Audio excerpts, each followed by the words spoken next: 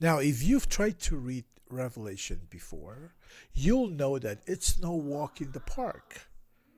I mean, who doesn't look at the dragons, the beast, and the bowls of wrath and think, wait, what does all this mean? On one hand, it's fascinating.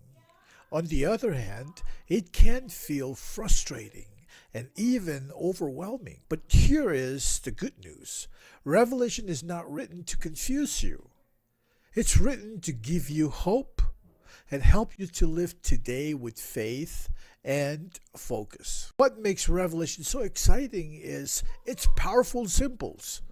For example, the number 7 runs all throughout the book. It points to God's perfection and completeness. Or take the image of the beast. It's not about one scary future villain, but oppressive powers in every generation that stand against God and his people. Revelation uses rich visual imagery to teach us that what we see in the world is not the whole story.